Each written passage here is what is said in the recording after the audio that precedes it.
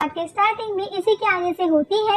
हम शुरू में तो सबको बैरियर पर हमला करते हुए देखते हैं। चिंग अपनी स्पीड के साथ साथ अपनी तलवार से भी अटैक कर रहा था और दूसरी तरफ वो बाकी सभी लोग अपनी अपनी स्पेशल एनर्जी को उस बैरियर पर डाल रहे थे।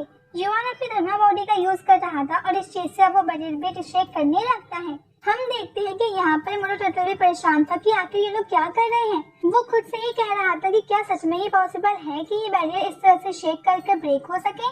ये सभी लोग मुझे उस कुल्लून के ओल्ड मास्टर की याद दिला रहे हैं। उस अकेले नहीं मुझे बहुत ज्यादा प्रॉब्लम में डाल दिया था, लेकिन हालांकि इतने ज्यादा सालों में कोई यहाँ पर नहीं आया तो ये बच्चे यहाँ पर जाकर क्या उखा लेंगे।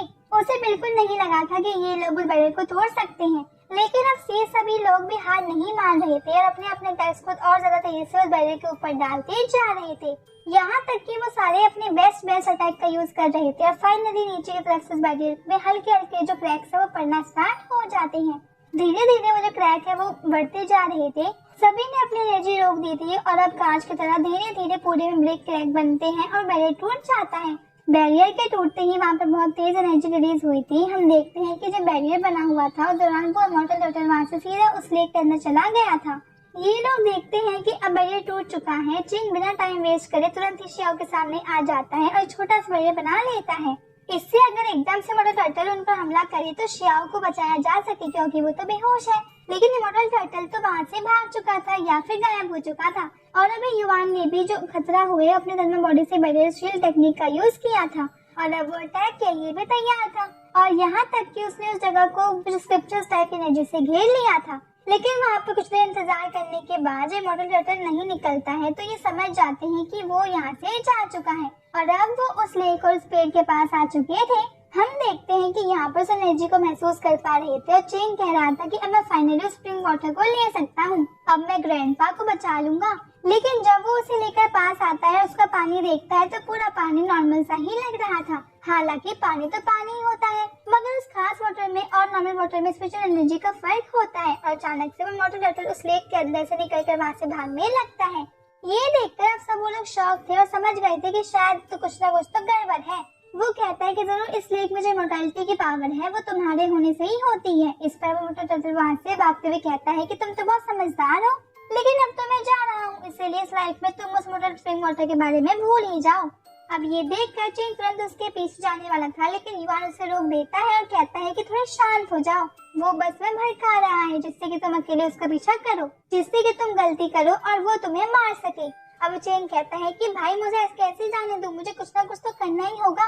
अब युवान कहने लगता है कि चिंता मत करो, हम उससे बाद में देखते हैं। मगर तभी एक आवाज आती है कि हम तुम्हारी हेल्प करेंगे।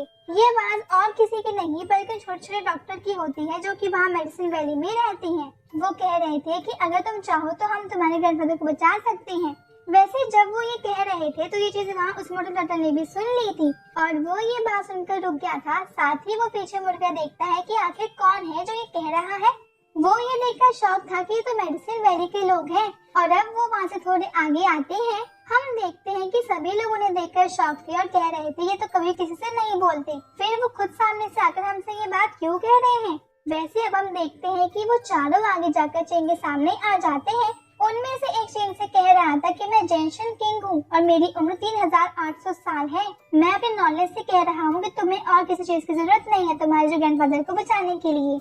ये सुनकर चिंग बहुत खुश हो गया था। तभी दूसरी फ्लावर कहने लगती है कि मैं हूँ 9 अदर जॉइंट स्लोल फ्लावर और मेरी उम्र 4180 साल है। अब तीसरा वाला आगे आता है और कहता है कि मैं हूँ फायर क्लाउड बॉडी और मेरी उम्र है 2600 साल। लेकिन अब फोर्थ वाली आगे आते हुए उसे पीछे फेंक देती है और कहती है कि तुम सबसे छोटे हो, तुम्हें आखिरी में आना चाहिए। फिर वो बताती है कि मैं हूँ कलरफुल लोटस और मेरी उम्र है 4300 साल। अब युवान कह रहा था ये सच में बहुत ही शॉकिंग बात है, क्योंकि यहाँ से मेडिसिन ले जाना पहले ही मना है और अब ये लोग खुद आकर हमें डोनेट कर रहे हैं। दूसरी तरफ इमॉर्टल टर्टल ने भी इस चीज से बहुत ज्यादा शौक था। वो कह रहा था कि ये लोग सच में बहुत ज्यादा समझदार है, मैं जानता हूँ ये लोग वो मेडिसिन क्यों दे रहे हैं। अब चिंग कहने से उनसे पूछता है कि आखिर तुम लोग मुझे मेडिसिन देने को कैसे तैयार हो गए और ये बात तुम खुद मुझसे क्यों कह रहे हो। जिस पर उन चारों में से बताता है कि तुम्हारे पास डिवाइन स्टोन है और साथ ही मेन चीज तुम्हारी एनर्जी ऑफ चाओस है, हमें सिर्फ उसकी एनर्जी चाहिए, हमें कुछ टाइम के लिए उसकी एनर्जी की जरूरत है, उसके बदले हम तुम्हें मेडिसिन दे देंगे। ये तरीके से सौदा ही है।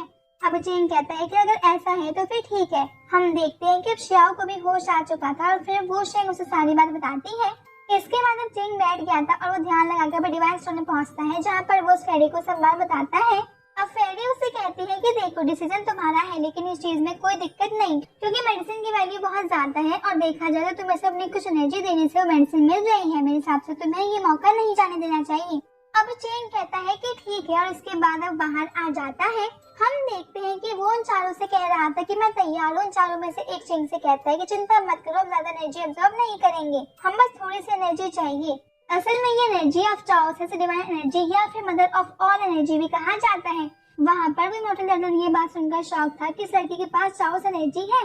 वो कहता है ये कैसे हो सकता है, लेकिन अभी भी देर नहीं हुई है, मगर मैं चाहूँ तो मामला संभाल सकता हूँ। और इसके बाद वो वहाँ से सीधा आगे बढ़कर नीचे आने लगता है। यहाँ ये लोग उसे देखते ही तैयार हो गए थे, उन्हें लगा था कि वो हमला कर सकता है। एक तरीके से बात वैसे ही भी थी, मगर वो कहता है कि मैं हमला करने के लिए नहीं आया, हमारे बीच में कुछ मिसअंडरस्टैंडिंग हो गई है, मैं बस उसे ये सुलझाना चाहता हूँ। और फिर वो कहता है कि देखिए अब मुझे वो बस चाओस एनर्जी को थोड़ा सा ऑब्जर्व करने दीजिए, इसके लिए आप जो कहेंगे वो मैं करने को तैयार हूँ। ये बात सुनकर वो सभी शौक थी। शियाओ कहती कमाने से थोड़ी सी एनर्जी के लिए स्पिरिचुअल वाटर देने को भी तैयार है।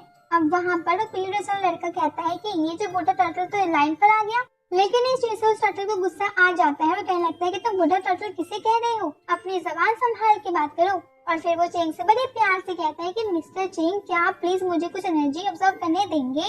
अब वो चेंग कुछ देर सोचने लगता है, बहुत ज्यादा सोचता है, फिर कहता है कि कभी नहीं। ये चीज सुनकर मोनो टर्टल भी शॉक था, लेकिन फिर वो ये पार्ट ये पे खत्म हो जाता है।